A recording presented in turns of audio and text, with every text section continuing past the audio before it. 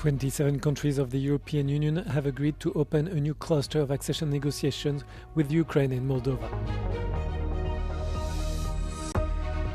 At least 11 people have died as a wildfire ripped through southern Spain's Almeria province amid a stifling heat wave that has gripped the country.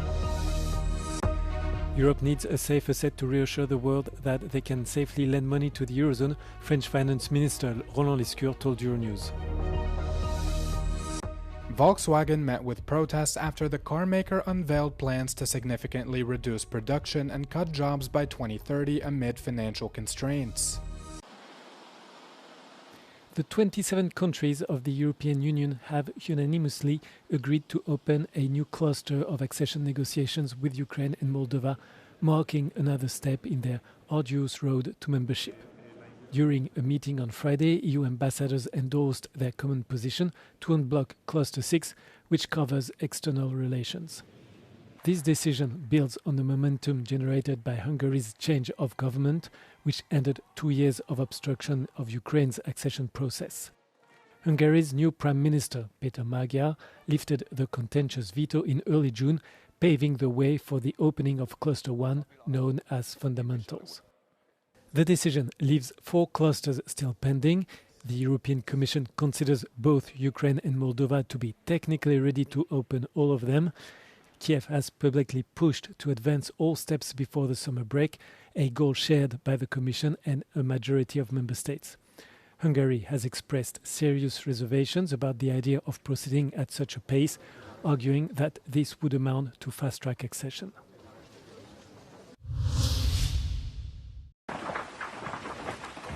At least 11 people have died as a wildfire ripped through southern Spain's Almeria province amid a stifling heat wave that has gripped the country. Some of the dead in the town of Bayeux were found inside burned vehicles, the regional government said in a statement. Roads were closed and residents evacuated as the inferno spread, with about 50 people housed in a cultural center. Around 150 firefighters backed by 5 fire trucks battled the blaze, which broke out as temperatures neared 40 degrees. The fire injured at least 6 people, including a woman who suffered burns and another person with smoke inhalation who were taken to hospital. The fire comes as Spain suffers a heat wave with scorching temperatures triggering orange weather warnings across part of Andalusia in recent days. Spain, France, Portugal and Greece have all been battling wildfire since earlier this week as high temperatures and dry conditions persist.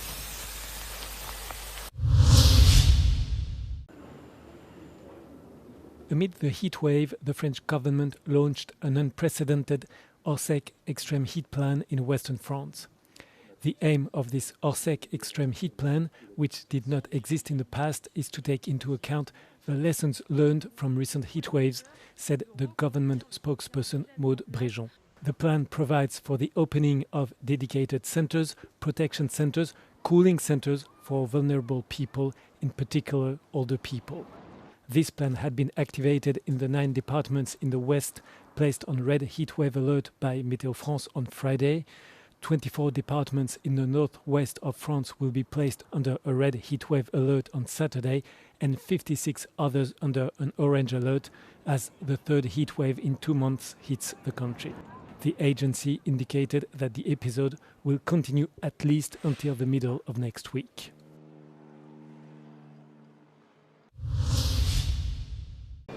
Europe needs a safer set to reassure the world that they can safely lend money to the Eurozone and get it back. French Economy and Finance Minister Roland Lescure told Euronews ahead of talks with EU finance ministers in Brussels. European economies have been quite resilient despite the impact of the war in the Middle East, but a recovery is needed, the minister said. We are not exposed directly to the crisis in the sense that there was no volume issue. We still got oil, we still got gas, we still got fertilizers. But the fact that some of the oil that was flowing is not flowing anymore to Asia has risen the prices.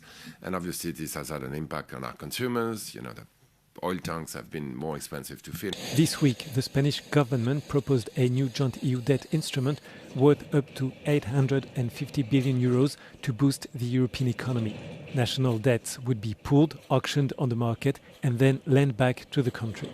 It's an interesting proposal that solve some of the issues that usually debt on top of debt can address. There's one issue that concerns me. I've talked to Carlos about it, and we need to study it further. It's the moral hazard. The fact that if one country transfers the debt to the whole community, that might be an incentive for that country to take more debt. Lescure said we need more competitiveness as well as a capital market union to make the euro stronger, deeper and more liquid.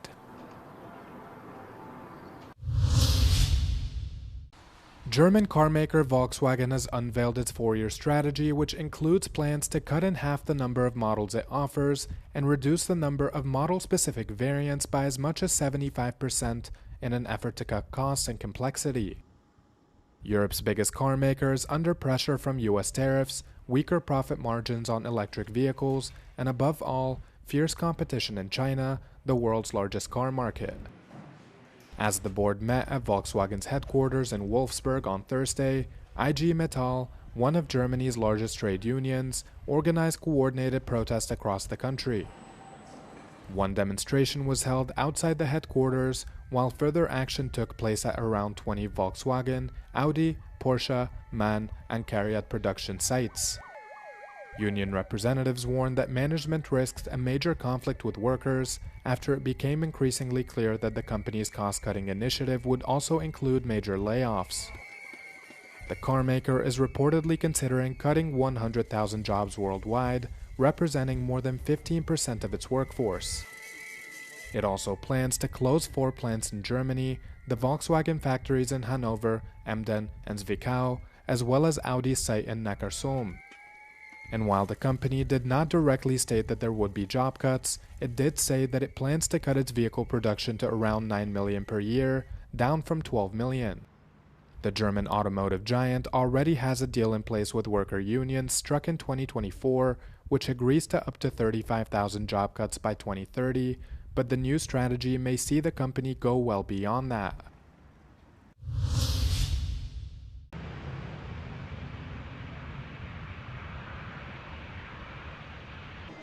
EasyJet said on Friday it had agreed in principle to Apollo Global Management's cash offer of £7.15 a share, worth about £5.7 billion. The board held it as a superior outcome for shareholders than the offer made by US private equity firm Castlelake. Investors welcomed the auction as EasyJet shares climbed around 15% to roughly £6.75 on Friday morning, their highest level since early 2022. The conflict between the US and Iran sent jet fuel prices soaring and disrupted travel plans, with EasyJet's shares losing more than a third of their value. The damage showed in the accounts, with the airline reporting losses. The obstacle now facing both bidders sits in EU law, which requires airlines flying within the bloc to be majority-owned and effectively controlled by EU member states.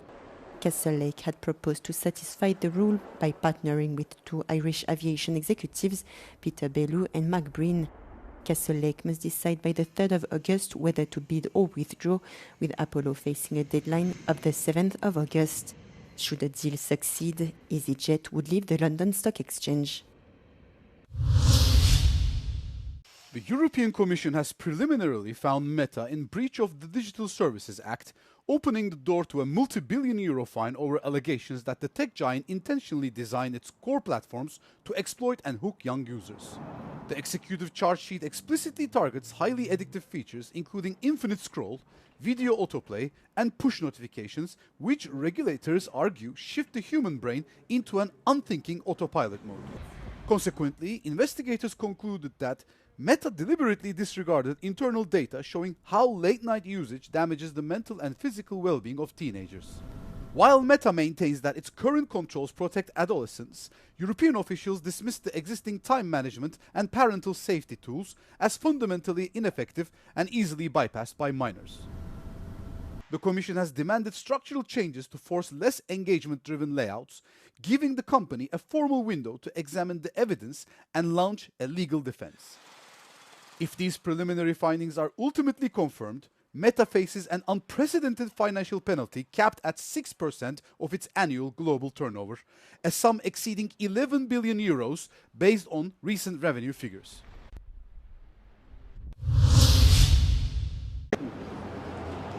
In the dead of night on Friday, a large yellow truck led by a police escort made its way through the empty streets of London. Unbeknownst to late-night stragglers, it was carrying a 1,000-year-old masterpiece, the Bayeux tapestry, which will soon be on display at the British Museum. The secret operation was the result of years of negotiations, tricky logistical planning, and multiple technical studies to ensure the integrity of the medieval artwork. It is believed to be the first time the 68-meter embroidered tapestry has left France in more than 900 years. The first time it has been moved in over 40 years. It's been very special to have witnessed the arrival of the Bayeux tapestry, and especially for it to be back on these shores for the first time in probably 1,000 years. It's a unique moment, and it's the product of so much hard work and planning and thought and dedication from so many colleagues, so we're incredibly grateful. The artwork chronicles scenes from the 1066 Battle of Hastings and the start of the Norman conquest of England. While its exact origins are shrouded in mystery, the tapestry is widely thought to have been made in England before being transferred to Bayeux. Je sais qu'il y a certains pensent qu'elle a été faite en France, certains pensent qu'elle a été faite à Canterbury parce qu'il y avait des ateliers. Je crois qu'on ne sait pas, mais voilà, c'est une longue histoire et on est là plutôt pour écrire la suite en fait. The exhibition, which will run until July 2027, has generated record-breaking enthusiasm, with the museum selling out 100,000 tickets for the first 4 months of the show.